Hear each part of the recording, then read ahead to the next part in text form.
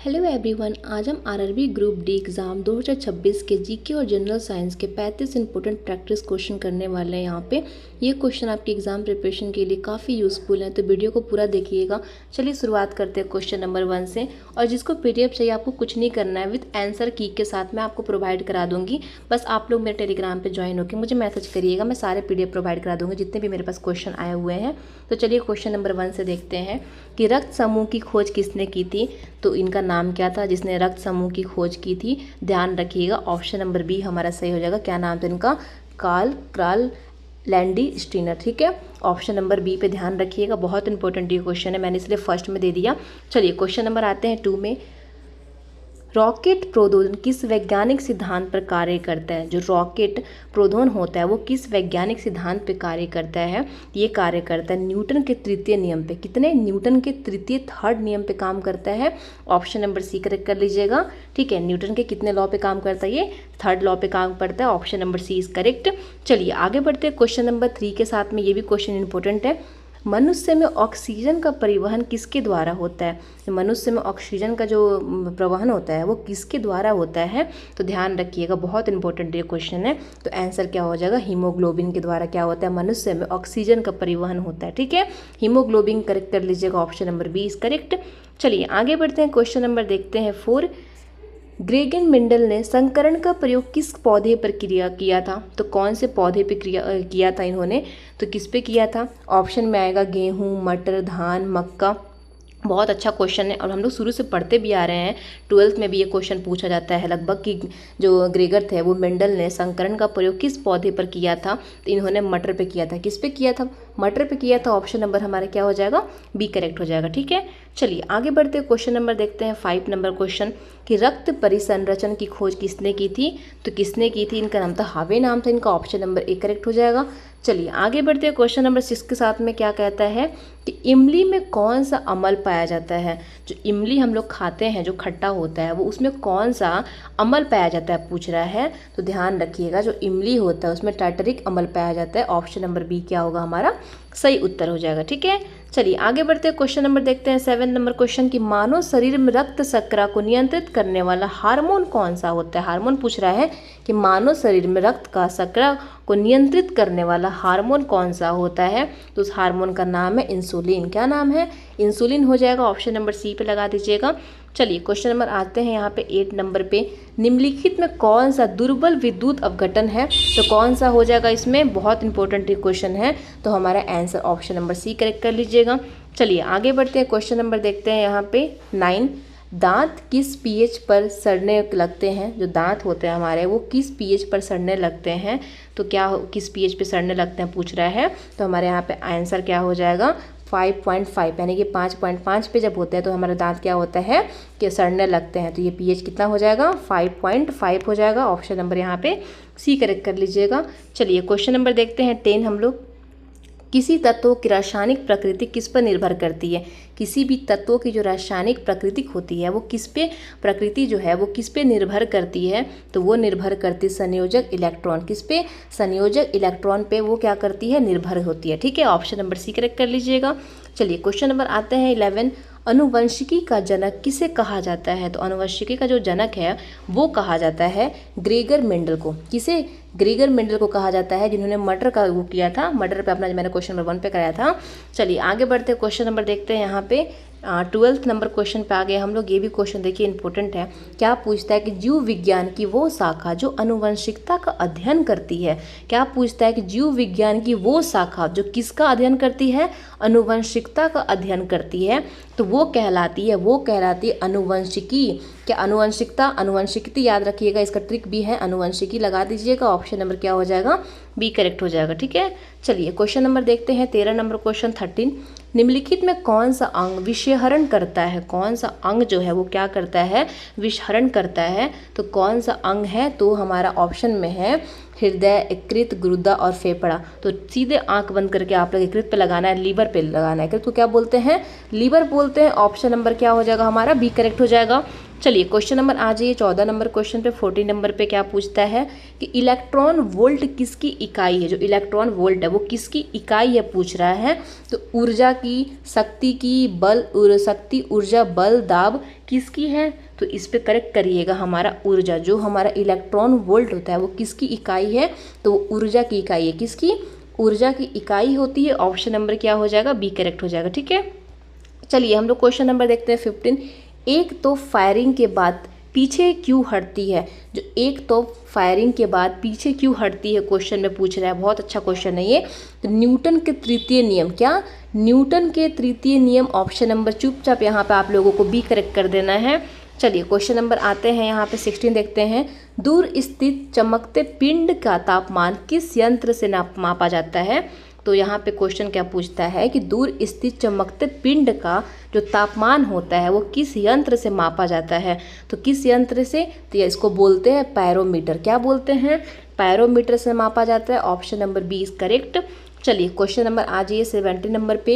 Newton का कौन सा नियम बल की परिभाषा देता है। न्यूटन का कौन सा लॉ है जो क्या बोलता है, बल की परिभाषा को देता है। तो न्यूटन का प्रथम जो लॉ है क्या है, प्रथम नियम क्या करता है, बल का परिभाषा देता है। तो न्यूटन की प्रथम जो नियम है वो बल की परिभाषा देता है। तो प्रथम पे लगा लेना जो फर्स्ट नियम होता है। क्वेश्चन नंबर हमारा 17 का ऑप्शन नंबर ए करेक्ट हो जाएगा। चलिए आगे बढ़ते हैं क्वेश्चन नंबर 18 पे। केवल एक प्रकार के परमाणुओं से बना विस्तृत पदार्थ क्या कहलाता है। ये कहलाता है तत्व। क्या कहलाता है, तत्व कहलाता है। केवल एक प्रकार के परमाणुओं से बना विस्तृत पदार्थ क्या कहलाता है, ये कहलाता है तत्व। क्या कहलाता है, तत्व कहलाता है। Option number B is correct. Question number 19 पे आ गए हम लोग। निम्नलिखित में कौन सा मिश्र धातु नहीं है, मिश्र धातु नहीं है पूछ रहा है। तो देखिए जो पीतल होता है एक मिश्र धातु है, कांसा भी है, स्टील भी है, लेकिन तांबा जो है वो मिश्र धातु नहीं होता है। तो हमारा आंसर क्या हो जाएगा, डी करेक्ट हो जाएगा, तांबा। चलिए आगे बढ़ते हैं क्वेश्चन नंबर 20 पे। क्या पूछता है क्वेश्चन नंबर 20 कि अमलगम में आधार धातु कौन सी होती है। तो कौन सी होती है, तांबा, चांदी, पारा, लोहा। ऑप्शन आपको कुछ नहीं लगाना है, बस ध्यान रखिएगा जो अमलगम में आधार धातु होता है वो कौन सा होता है, तो वो होता है पारा। क्या होता है, पारा इसको बोलते हैं। Option number C is correct. चलिए आते हैं क्वेश्चन नंबर 21 पे। ये भी क्वेश्चन इंपॉर्टेंट है। क्या पूछता है यहाँ पे कि कार्बोहाइड्रेट को पचाने वाला एंजाइम कौन सा है। कार्बोहाइड्रेट को पचाने वाला एंजाइम कौन सा है, तो इसको बोलते हैं इमाइलेज। ठीक है, चलिए आंख बंद करके क्वेश्चन नंबर 21 का सी लगा दीजिएगा। 22 नंबर क्वेश्चन देखिए। साइट्रिक अम्ल मुख्यतः किस में पाया जाता है। जो साइट्रिक अम्ल है वो पाया जाता है किस में।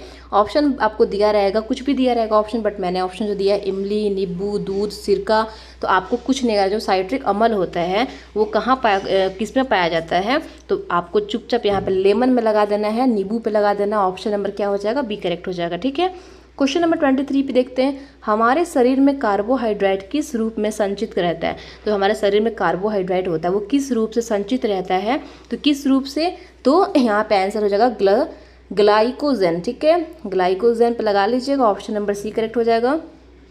चलिए आगे बढ़ते हैं 24 नंबर क्वेश्चन के साथ में। निम्नलिखित में कौन सा लोहे का आवश्यक नहीं है। देखो क्या पूछता है कि निम्नलिखित में कौन सा लोहे का आवश्यक नहीं है, यानी कि 3 ऑप्शन जो ऐसा है कि लोहे का आवश्यक है और एक नहीं है, तो हमारा आंसर वही हो जाएगा। तो हेमोटाइट जो होता है वो लोहे का आवश्यक होता है। ठीक है, और मैग्नेटाइट भी होता है, सीडेटाइट भी होता है, लेकिन बॉक्सोसाइट जो होता है, जो बॉक्सासाइट है वो नहीं होता है। तो हमारा क्वेश्चन भी यही पूछ रहा है कि निम्नलिखित में कौन सा लोहे का आवश्यक नहीं है। तो जो बॉक्साइट होता है, ठीक है, चुपचाप आपको आंसर ऑप्शन नंबर डी पे लगा देना है। बॉक्साइट पे ये लोहे का आवश्यक नहीं होता है। ठीक है, चलिए 25 नंबर क्वेश्चन देखते हैं। सल्फर और क्लोरीन के बीच किस प्रकार का बंध बनता है। तो सल्फर और क्लोरीन के बीच में किस प्रकार का बंध बनता है पूछ रहा है। तो हमारा आंसर हो जाएगा सहसंयोजक। क्या, सहसंयोजक बंधक बनता है। Option number B is correct. चलिए आगे बढ़ते हैं क्वेश्चन नंबर 26 के साथ में। ये भी क्वेश्चन देखिए इंपॉर्टेंट है। सहसंयोजक बंध को और किस नाम से जाना जाता है। क्या पूछता है कि सहसंयोजक बंध को और भी किसी नाम से जाना जाता है, तो किस नाम से जाना जाता है, तो उसको हम लोग जानते हैं इलेक्ट्रॉन साझेदारी बंध। क्या, इलेक्ट्रॉन साझेदारी बंध के नाम से जाने जाते हैं। आगे बढ़ते हैं क्वेश्चन नंबर 27 के साथ। निम्नलिखित में कौन सी सदिश राशि है। निम्नलिखित में कौन सी सदिश राशि है, तो कौन सी है, तो समय, दूरी, वेग, द्रव्यमान। चुपचाप आपको कुछ नहीं करना है, आंसर लगाना है वेग। क्या लगाना है, वेग लगाना है। ऑप्शन नंबर सी करेक्ट हो जाएगा। चलिए 28 नंबर क्वेश्चन देखते हैं। सीने बार किस धातु का अश्यक है? सीने बार किस धातु का अश्यक है? ऑप्शन में आएगा तांबा, लोहा, पारा, जस्ता। आपको क्या करना है, पारा पे लगा देना है ऑप्शन नंबर बी पे। जो सीने बार होता है वो पारा धातु का अश्यक है, तो ऑप्शन नंबर क्या हो जाएगा, सी करेक्ट हो जाएगा, पारा। चलिए आगे बढ़ते हैं 29 नंबर क्वेश्चन के साथ में। कोलेस्ट्रॉल की संश्लेषण मुख्यतः कहाँ होता है? तो ऑप्शन आएगा हृदय, यकृत, फेफड़े, अग्न्याशय। तो किस में हो जाएगा, ये यकृत यानी कि लीवर में होता है, लीवर पे लगा देना है, ऑप्शन नंबर बी करेक्ट हो जाएगा। चलिए आगे बढ़ते हैं क्वेश्चन नंबर 30 के साथ में। खट्टे दूध में कौन सा अम्ल पाया जाता है? जो खट्टे दूध होते हैं, ठीक है, उसमें कौन सा अम्ल पाया जाता है पूछ रहा है। तो यहाँ पे हमारा आंसर हो जाएगा लैक्टिक अम्ल हो जाएगा। लैक्टिक अम्ल पे लगा दीजिएगा, ऑप्शन नंबर सी हो जाएगा। ये क्वेश्चन आ सकता है, ध्यान रखना, ये इंपॉर्टेंट क्वेश्चन था। 31 पे आते हैं। सबसे अधिक ऊष्मीय माप किस खाद्य घटक का होता है? तो सबसे ज़्यादा, सबसे अधिक पूछ रहा है, तो सबसे अधिक जो होता है वो ऑप्शन में आपका आएगा कार्बोहाइड्रेट, प्रोटीन, वसा, विटामिन। आपको ऑप्शन नंबर सी पे लगा देना है, वसा पे। किस पे?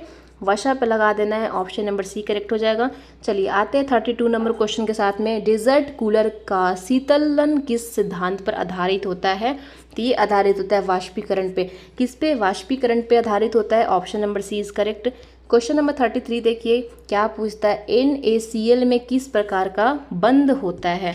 तो किस प्रकार का बंध होता है?